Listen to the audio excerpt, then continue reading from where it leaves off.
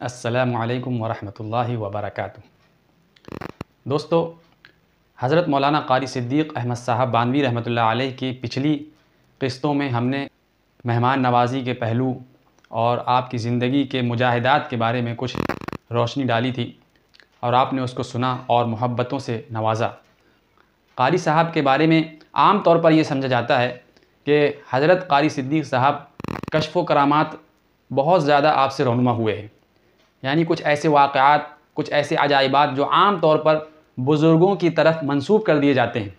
जिस तरह के आज हिंदुस्तान में न जाने कितने उलमा और न जाने कितने बुज़ुर्गों और सूफ़ियों के मुताल्लिक़ बहुत सारी मनगढ़ंत कहानियाँ लोगों ने गढ़ ली हैं। ख्वाजा मुइनुद्दीन चिश्ती अजमेरी रहमतुल्लाह अलैह के बारे में बहुत सारी करामतें लोगों ने गढ़ ली हैं।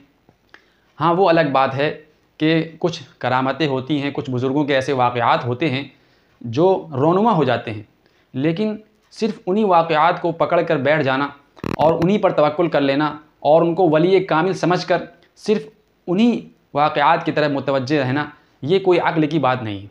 और इसी तरह न जाने कितने ऐसे औलिया अल्लाह हैं जिनकी सिर्फ़ करामतों का तज़किरा किया जाता है और उनकी ज़िंदगी के अंदर जो उन्होंने मुजाहिदात किए हैं और उनकी ज़िंदगी के अंदर जो उन्होंने दीन पर कोशिशें की हैं, जो उन्होंने इल्मी कोशिशें की हैं, उससे पर्दा पोशी इख्तियार की जाती है, उसमें पर्दा डाल दिया जाता है। क़ारी सिद्दीक़ साहब के बारे में न जाने ऐसे लोगों ने मनगढ़ंत कहानियाँ गढ़ ली हैं जिसकी कोई असलियत नहीं है। क़ारी साहब ख़ुद इस बात का तज़किरा करते हैं। शेखुल हदीस मौलाना ज़करिया संभली साहब कहते हैं कि क़ारी साहब के बारे में लोगों ने न जाने कैसे कैसे वाक़यात गढ़ लिए हैं जिनका हकीकत से कोई लेना देना नहीं। तो क़ारी साहब से उन्होंने इस बात का तज़किरा भी किया तो क़ारी साहब ने साफ इनकार कर दिया कि भाई मेरे बारे में इस तरह के वाक़यात बिल्कुल भी नहीं हैं, लोगों ने ये अपने मन से गढ़ लिए। हाँ, वो अलग बात है कि ये वाक़यात का होना कोई कमाल की बात नहीं है।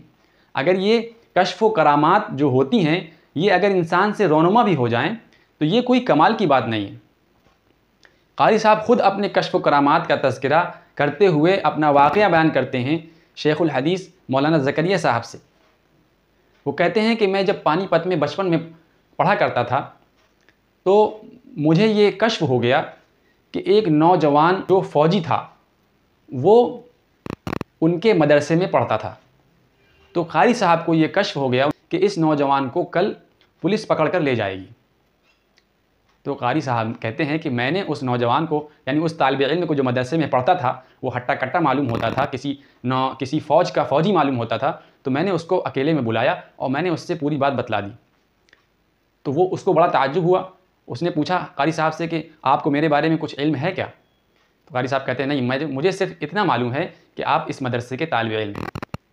मेरे दिल में अल्लाह की तरफ से ये बात डाली गई है कि आपके साथ कल ऐसा होने वाला है, कल पुलिस आएगी और आपको पकड़ कर ले जाएगी।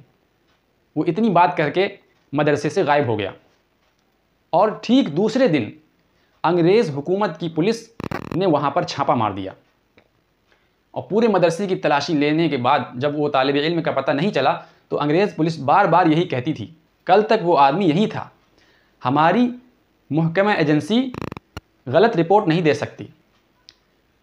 उस तालिब इल्म का कसूर ये था कि वो फ़ौज में था, अंग्रेज़ हुकूमत के ख़िलाफ़ आलम बगावत बुलंद किया था, उनके ख़िलाफ़ एहतजाज किया था, प्रोटेस्ट किया था और फिर पुलिस मुझे तलाश करने लगी थी तो मैं छुप कर इस मदरसे का तालिब इल्म बन गया और मैं यहाँ पढ़ने लगा।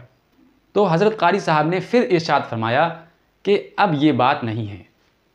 क़ारी साहब कहते हैं कि कश्फ़ व करामात तो मामूली इबादत से और मामूली सी मुजाहिदे से और लोगों से कट रहने से और अल्लाह की तरफ दिल को मुतवज्जे कर लेने से ये कश्फ़ व करामात हासिल हो जाती हैं। आम तौर पर यह समझ लेना कि जब तक इंसान बुज़ुर्ग हो ही नहीं सकता जब तक कि उससे कोई करामत का ज़हूर ना हो। एक बुज़ुर्ग उस वक्त तक बुज़ुर्ग हो ही नहीं सकता जब तक कि उसके अंदर से कोई ऐसी खर्क़ आदत चीज़ ना निकल कर आए जो आम तौर पर लोगों के सामने लोगों से नहीं होती है। दोस्तों, ये समझना बिल्कुल नामुनासिब है। आज यही वजह है कि अक्सर लोग इस चीज़ से धोखा खाकर तरह तरह की गलतफ़हमियों का शिकार होकर लोगों के पल्लू में बंध जाते हैं और उनसे उम्मीदें बांध लेते हैं और अल्लाह से ख़ुद को काट कर सिर्फ़ उसी बुज़ुर्गी के कायल होकर उसी बुज़ुर्ग के दामन में गिरफ़्तार हो जाते हैं, जिसका नुकसान ये होता है कि वो अपनी अमली ज़िंदगी से गाफिल हो जाते हैं और सिर्फ़ उसी इंसान पर तवक्कुल और भरोसा कर बैठते हैं जो इंसान उसके कोई काम आ जाए। हाँ, वो अलग बात है कि क़ारी सिद्दीक़ साहब ने अपनी ज़िंदगी में लोगों को तावीज़ात के ज़रिए और दुआ के ज़रिए लोगों के काम आए हैं। अल्लाह ने उनके तावीज़ में इतना असर रखा था कि लोगों के काम बन जाया करते थे। लेकिन हज़रत को सिर्फ़ इसी नाहिए से जानना, इसी गोशे से जानना कि हज़रत फ़लाँ के काम आ जाते थे, हज़रत तावीज़ में बड़े माहिर थे, इस चीज़ का हज़रत ख़ुद इनकार करते हैं। वो कहते हैं कि कश्फ़ और करामात कोई कमाल की चीज़ नहीं है। कमाल की चीज़ ये है कि इंसान ख़ुद मुजाहिदा करे, और कमाल की चीज़ ये है कि इंसान ख़ुद इल्म में महारत हासिल करे। तो मेरे दोस्तों, आज के हमारी वीडियो का मकसद ये था कि आपके सामने हज़रत क़ारी सिद्दीक़ साहब का वो पहलू निकल कर आए जिससे आम तौर पर लोग हुस्न ज़न का शिकार हैं। तो ये समझना बिल्कुल गलत है।